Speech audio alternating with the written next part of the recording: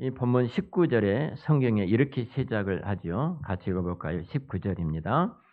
너희를 위하여 보물을 땅에 쌓아두지 말라. 거기는 종과 동독이 해하며 도둑이 구멍을 뚫고 도둑질하느니라.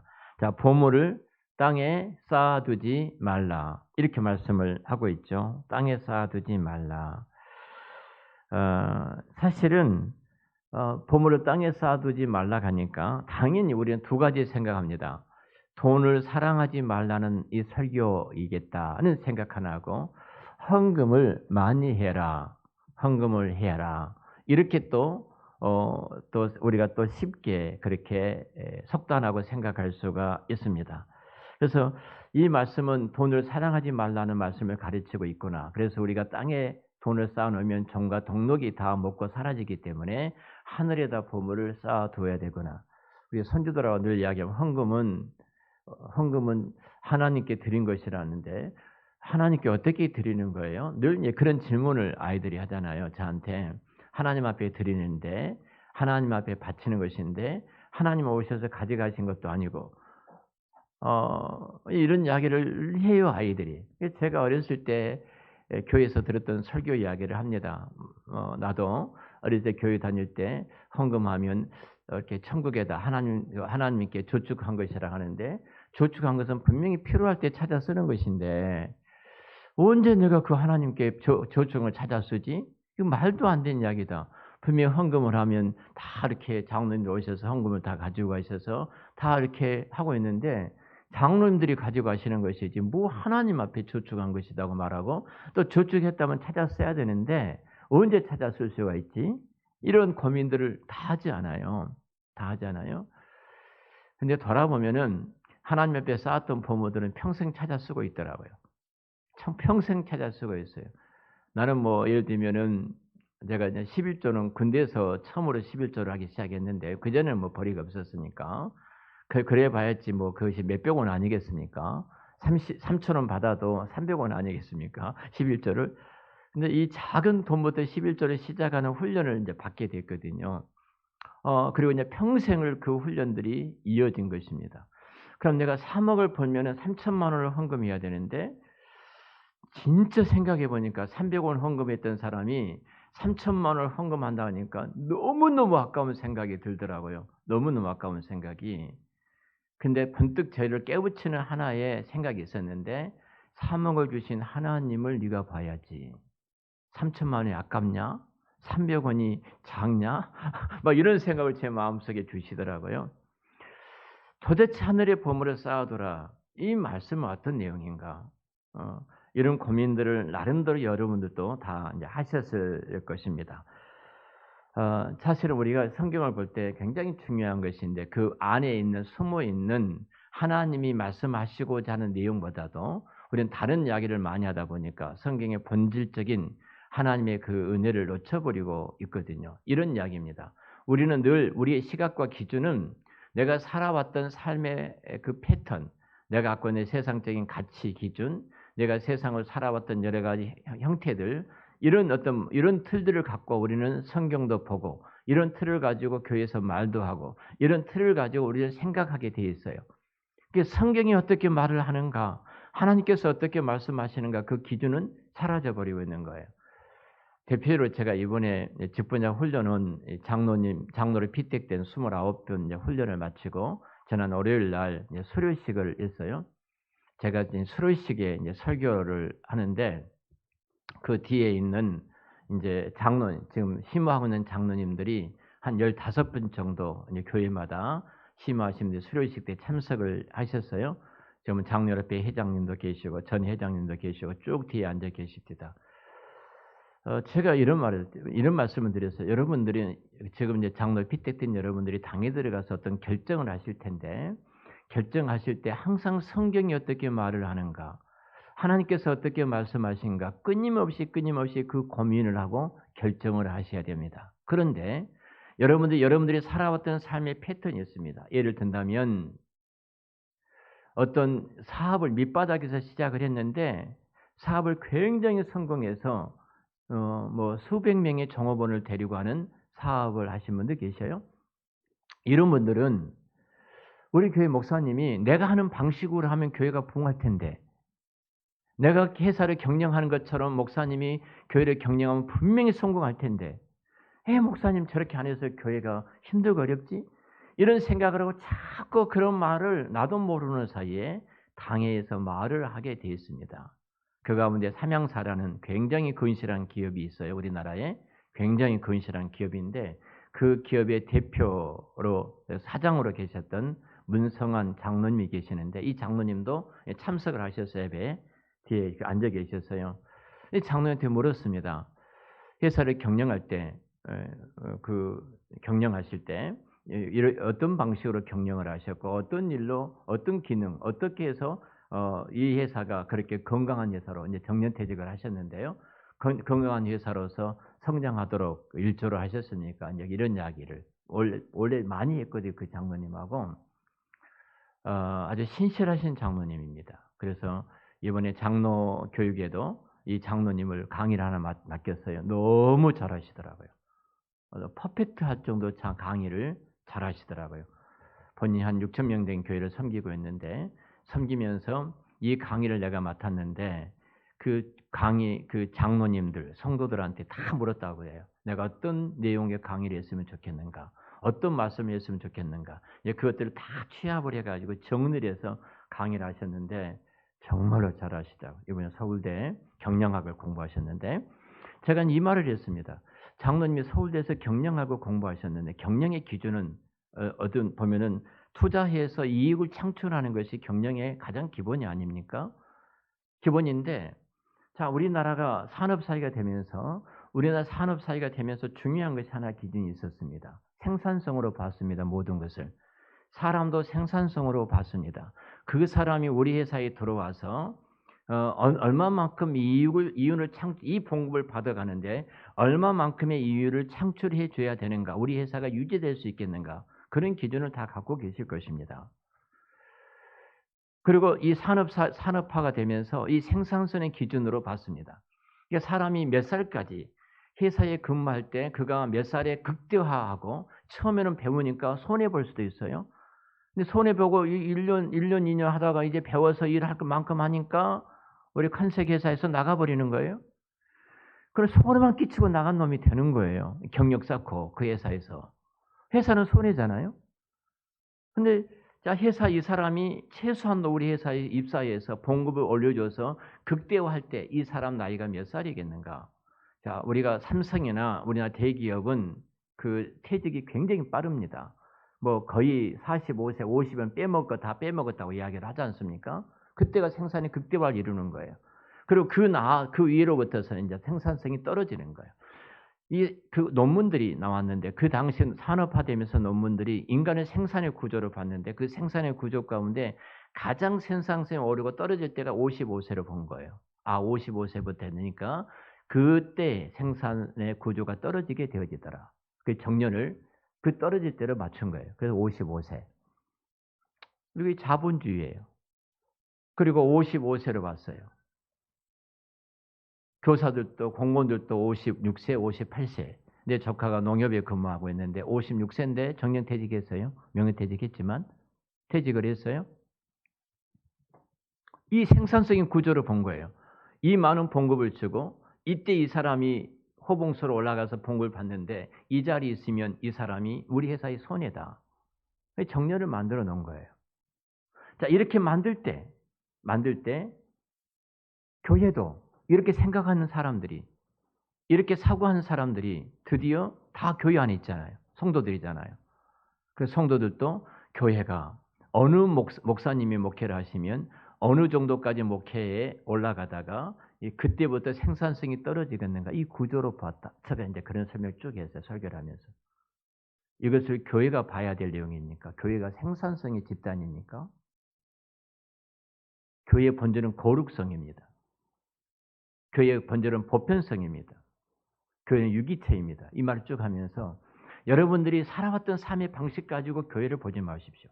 성경이 어떻게 말하고 있는가? 성경 교회가 뭐라고 말하는가? 이것을 찾아가는 것이 당회원들입니다. 70이라는 정년에 대해서 이야기하면서 제가 그 말씀을 드렸어요. 목사님 나이가 됐으니까 젊은이들이 이제 없어지고 젊은이들이 멀어져 가고 그리고 이제 그러니까 교회가 고령화되어지기 때문에 이제는 그 목사님 물러나고 젊은 목사가 와야지. 다 기준이 뭐예요? 생산성의 기준이에요. 그게 교회냐는 거예요. 교회는 그렇지 않아요. 교회의 본질적인 것을 놓쳐버리고 있다는 거예요. 제가 이 말씀을 드리면서 여러분 정말로 성경이 무엇을 말하는가를 고민하셔야 됩니다. 자, 오늘 성경 본문도 마찬가지예요.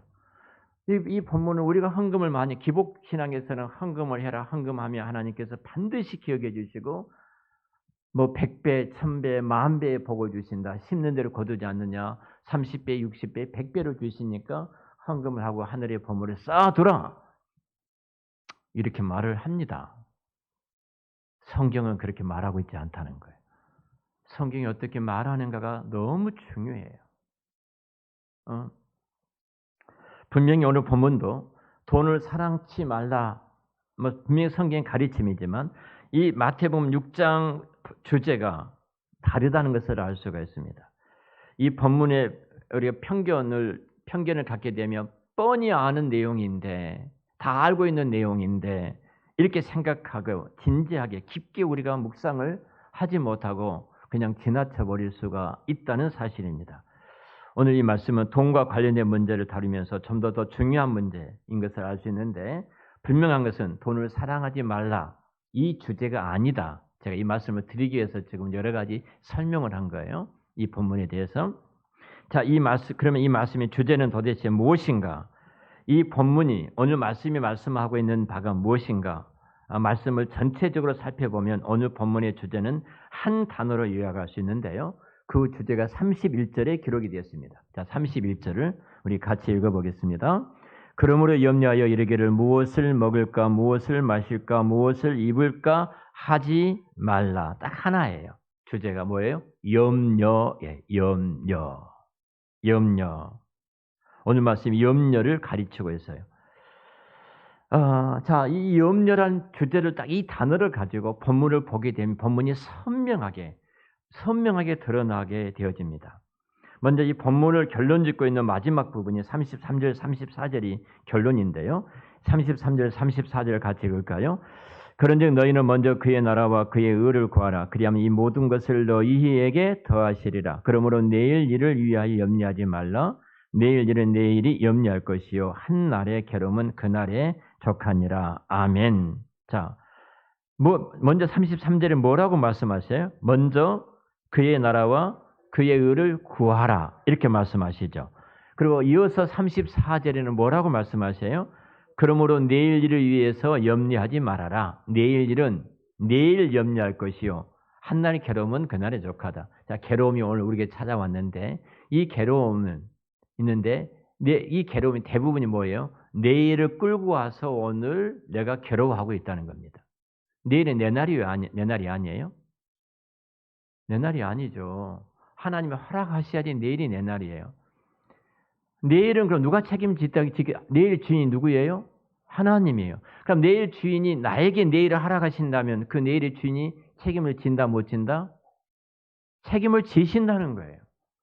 책임을 지신다. 믿습니까? 근데 왜 우리는 그걸 끌고 와서 오늘 그렇게 하느냐? 그건 뭐라는 거예요? 그렇게 염려하느냐?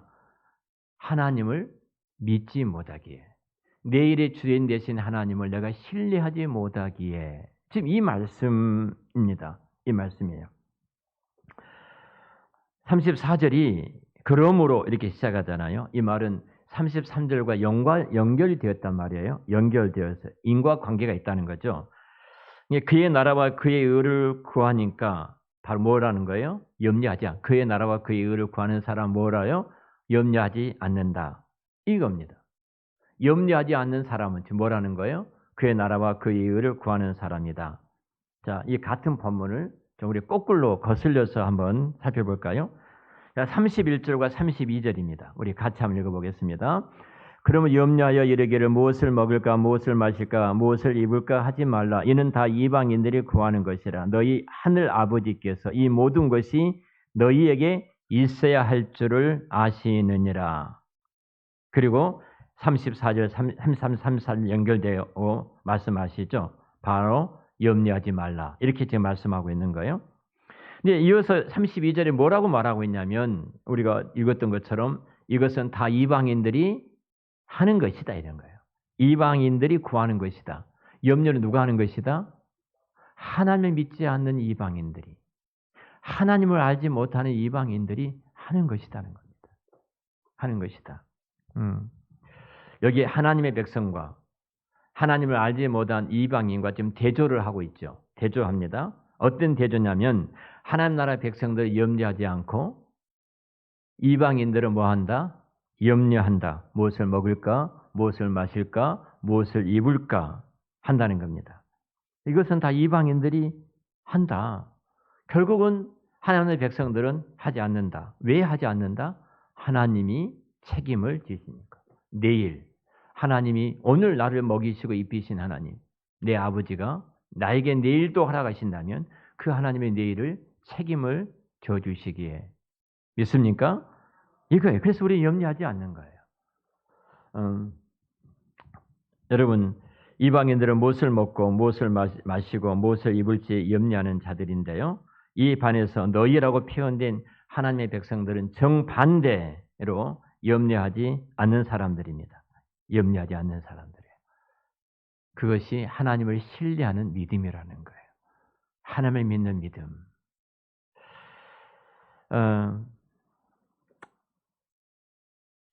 예한이가 참 딜을 잘합니다. 딜을.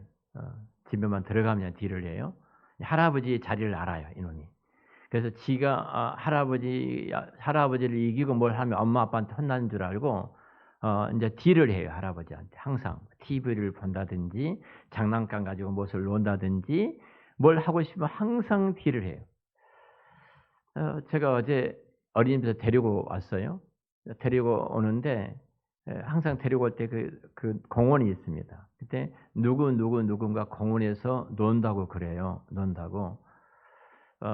그래서 야 이렇게 더운데 지금 공원에 놀면은 큰일 난다. 봐라 친구들 있는가 없지 않나 했더니 또 이제 딜을 하는 거예요. 공원에 가지 말자 하니까. 근데 할아버지 집에 가가지고 아무도 없으면 나 혼자 있어야 되니까 어떻게 하는 거예요? 집에 가자는 거예요. 가기로. 할아버지 집에 가자는 딜을 하는 거예요. 집에 갑니다. 할아버지 뜻대로. 근데 집에 가가지고 누나도 없고 할머니도 없고 아무도 없으면 나 혼자 있어야 되니까 친구들하고 공원에 오겠다. 딜을 하는 거예요. 그러니까 나는 뭐예요? 할머니 할아버지 속으로 할머니 할아버지 없어 할머니가 없고 누나들이 없어도 내가 있으니까 나는 속으로 그렇게 생각하고 있는 그래 딜을 하자. 없으면 오는 것이다. 이렇게 하는 거예요. 딜을 해요. 벌써 알아요. 자기가 임의도를 하지 못하니까 딜을 하는 것. 사실은 어찌 보면은 우리도 하나님과 늘 딜을 하려고 그래요. 하나님과. 좀 믿음의 딜을 하면 참 좋겠어요. 하나님이 내일의 주인이신데 하나님께서 내일 주인이신데 우리 야닉처럼 한다면 내일 하나님께서 허락하신다면 그냥 나 염려하지 않겠습니다. 내일을 하나님께서 내게 허락하신 염려하지 않겠습니다. 내일이 주인이니까. 근데 하나님이 내일 딱 허락하셨어요? 그렇죠? 눈을 떴단 말이에요. 하나님이 허락하셨으니까 저는 행복하게 오늘 살겠습니다. 이것이 하나님을 신뢰하는 믿음이라는 거예요. 하나님을. 우리는 걱정이 되죠. 저도 은퇴하고 무엇을 할 것인가, 어떻게 먹고 살 것인가, 왜 걱정을 안 하겠습니까? 할 일이 굉장히 많은데, 이 일도 하고 싶고, 저 일도 하고 싶고, 다 할 일인데, 근데 언뜻 하나님께서 그 일을 하도록 맡겨주셨다면, 그 하나님의 책임을 지시겠지. 하나님이 그 일을 허락하셨다면, 그 일을 이루시도록 사람을 붙여주시고, 필요한 자원을 주시고, 그 환경과 여건을 허락하시겠지. 하나님이 나를 통해 그 일을 이루기를 원하신다면 그러시겠지. 여러분 우리가 이 하나님에 대한 신뢰와 그 믿음이 없기 때문에 당장 내가 무엇을 먹을까, 무엇을 입을까, 무엇을 마실까 하는 염려예요. 오늘 하나님이 책임을 져주셨다면 내일 그 왕이고 주인 되신 하나님께서 내일도 책임을 져주신다. 이 믿음, 이 신뢰를 하고 있느냐는 겁니다. 여러분 분명한 것은 이 정체성의 문제인데 이방인의 정체성은 뭔가? 염려입니다. 무엇을 먹을까? 무엇을 입을까? 무엇을 마실까? 염려예요. 하나님 나라의 정체성은 뭐예요? 하나님이 책임을 지시니까 염려하지 않는 것. 그리고 하나님 안에서 그 자유를 누리는 것. 이것이 우리에게 주신 하나님의 선물이거든요. 우리가 성경에서 끊임없이 우리가 내가 누구인가, 내가 어떤 존재인가, 하나님은 어떤 분인가, 그 하나님 우리 아버지신데 그 아버지는 누구이신가.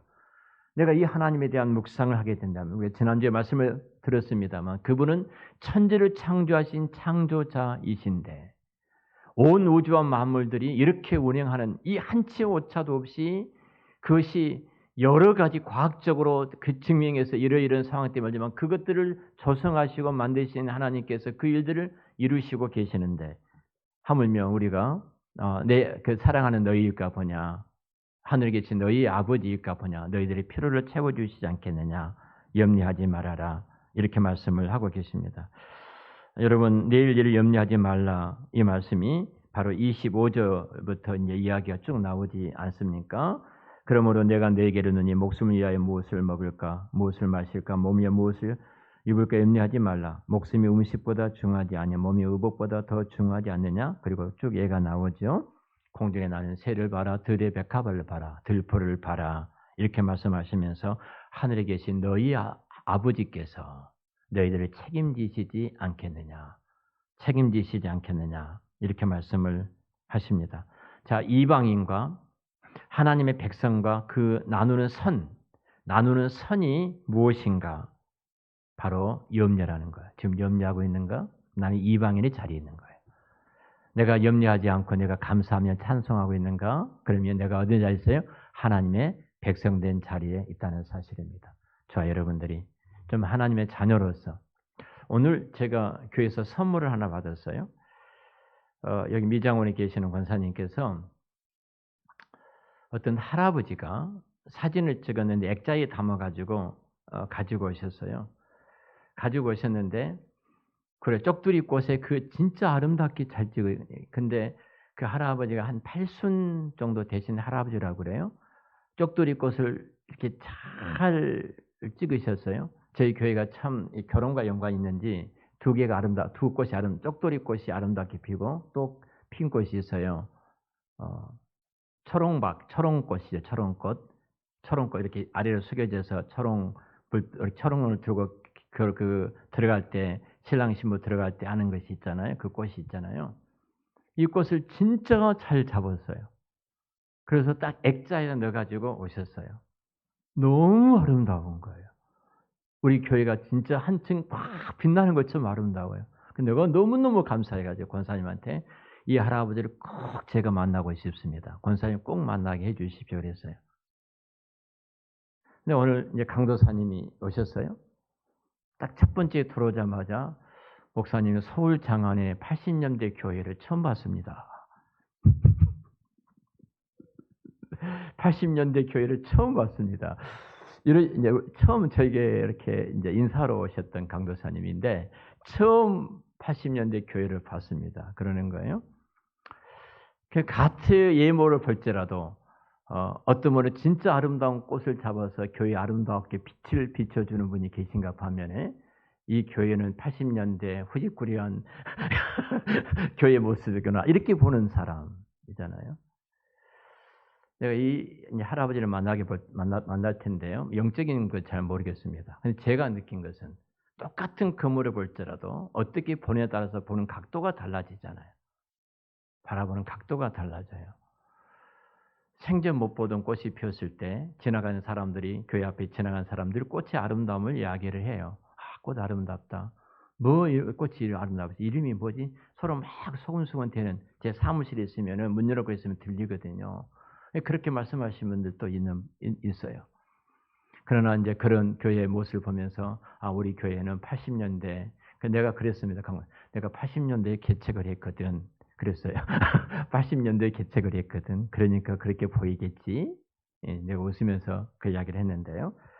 사실은 분명히 우리는 어떤 것을 바라볼지라도 어떤 사건, 어떤 일, 어떤 상황, 지금 내게 당하는 어떤 문제를 볼지라도 하나님 아버지께서 그것을 알고 계시고 우리의 필요함을 채워주고 그리고 분명히 하나님의 때에 하나님 방법으로 하나님께서 그 일을 이루어 가실 것이다. 시간과 공간을 초월하신 그 하나님께서 하나님의 시간대가 있고 하나님의 공간대, 하나님의 그 일을 이루어 가실 것을 내가 믿는다고 생각하면 우리는 염려하지 않아요. 근데 우리는 시간과 공간이 내가 주인이에요. 내가 주인이어서 그것을 끌고 와서 내 때에 하나님이 그 일을 해 주라고 하셔요. 그래서 염려가 되는 거예요. 염려가. 우리가 하나님을 신뢰하는 그 믿음을 분명히 갖고 있다면 우리는 염려하지 않게 될 줄로 믿습니다. 우리가 결국 신자의 정체성은 염려하지 않는 것이 되는데요.